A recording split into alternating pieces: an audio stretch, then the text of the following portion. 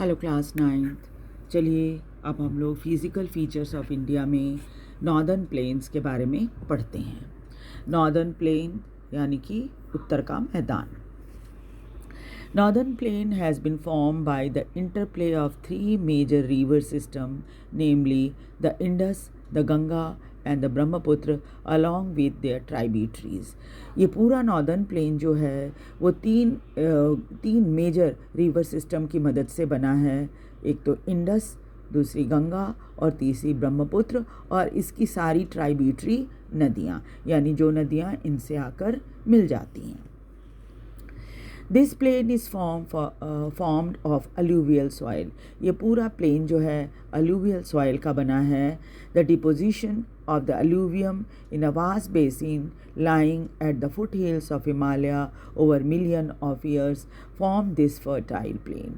और ये जो अलूवियल सॉइल है ये धीरे धीरे करके यहाँ पर हिमालय से बहकर आई हैं और उसके साथ साथ इधर आकर धीरे धीरे करके जमा होती रही हैं।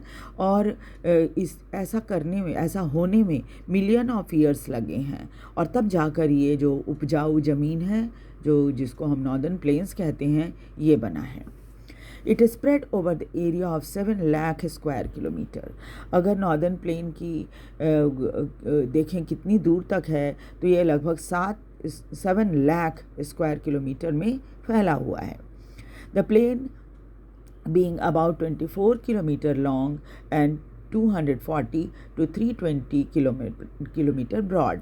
और अगर इसकी लंबाई देखें तो लंबाई जो है वो करीब 2400 किलोमीटर है, और चौड़ाई अगर देखें चौड़ाई जो होती है वो तो 240 से लेकर 320 किलोमीटर तक है। It is densely populated physiographic division, और ये बहुत ही घनी आबादी वाला इलाका है। with a rich soil cover combined with adequate water supply and favorable climate, it is agriculturally a productive part of India।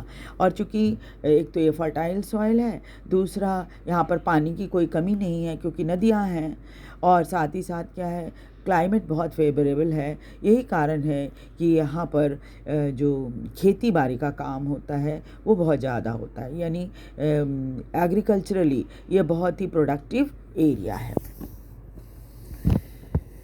The river coming from northern mountain involve in the depositional work. जितनी नदियाँ जो हैं जो कि उत्तर के पहाड़ियों से निकलती हैं यहाँ पर मिट्टी जमा करती रहती हैं।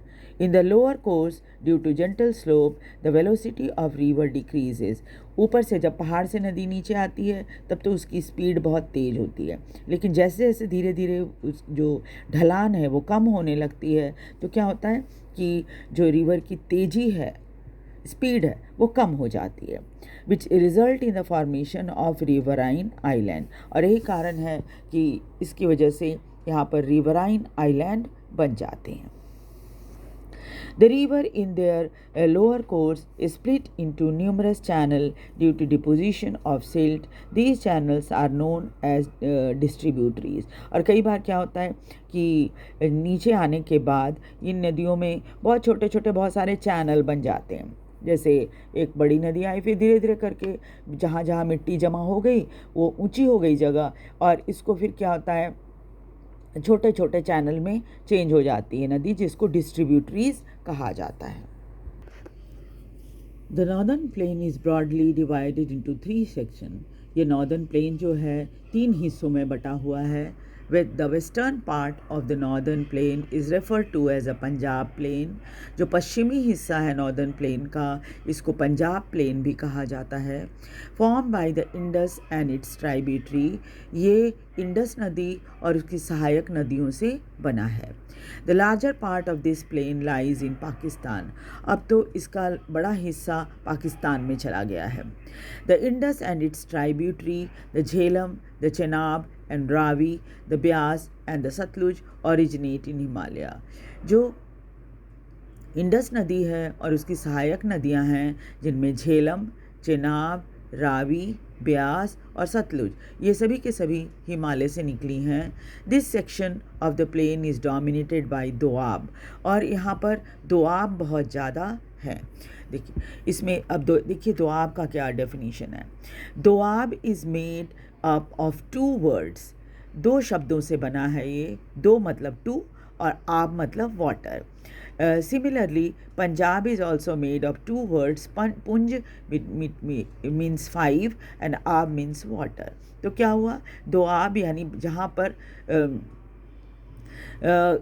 पर 2 हिस्से बने हो पानी के और उसके बीच की जो जगह होती है उसको दोआब कहते हैं। The Ganga plain extend between Ghaggar and Teesta river. Ganga plain जो है, मैदानी इलाका गंगा का जो है, वो घग्गर और तिस्ता नदी के बीच है। It is spread over north India in Haryana, Delhi, UP, Bihar, partly Jharkhand and west Bengal. और अगर हम देखें तो ये पूरे नॉर्थ इंडिया में हरियाणा, दिल्ली, यूपी, बिहार और झारखंड का कुछ हिस्सा और वेस्ट बंगाल तक फैला है। In the east particularly in Assam lies the Brahmaputra. पूर्व में अगर देखा जाए तो आसाम में ब्रह्मपुत्र का जो मैदानी इलाका है वो है।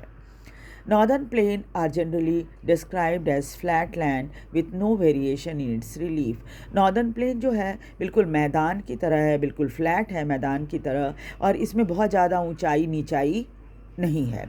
इट इज़ नॉट ट्रू, हालांकि ये सच नहीं है। These vast plain also have diverse relief feature. यहाँ भी थोड़ी ऊंचाई और नीचाई है, डाइवर्स है, विभिन्नता है इसमें। According to the variation in the relief feature, the northern plain can be divided into 4 region. इसके relief features को देखा जाए तो उसके हिसाब से northern plain को 4 भागों में बांटा गया है। The rivers यानी नदियाँ after descending from the mountain deposit pebbles in the narrow belt of about 8 to 16 kilometer in width lying parallel to the slope of the Shivalik. जब ये नदियाँ पहाड़ से यानी हिमालय से नीचे आती हैं तो क्या है, अपने साथ छोटे छोटे पत्थर लेकर आती हैं, जो कि करीब आप देखिएगा कि 8 से 16 किलोमीटर की चौड़ाई में ये पत्थर आपको बहुत ज़्यादा मिलेंगे। ख़ास तौर पे शिवालिक से जब नीचे उतर जाती है नदी, तब आपने देखा होगा, आप इधर ऋषिकेश या हरिद्वार आप जाएंगे तो देखेंगे वहाँ पर बड़े गोल गोल से आपको पत्थर दिखाई देंगे गंगा नदी के किनारे। ये सब क्या है, ये वही हैं जो ऊंचे पहाड़ों से आ गए नीचे और घिस कर बिल्कुल गोल हो गए हैं, और फिर क्या होता है, भारी होने के कारण नदी के किनारे जमा हो जाते हैं, यानी नदी के तल में जमा हो जाते हैं। It is also known as bhabar, इसको भाबर भी कहा जाता है। All stream disappear in the bhabar belt. चूँकि ये पथरीली होती हैं इसलिए क्या होता है, बहुत सारे जो स्रोत होते हैं पानी के वो ऊपर से दिखाई नहीं देते, वो नीचे भाबर के नीचे गायब हो जाते हैं। South of this belt, the stream and river re-emerge and create a wet, swampy and marshy region known as तराई। उसके बाद थोड़ा और नीचे आने के बाद क्या होता है, ये थोड़ी सी गीली और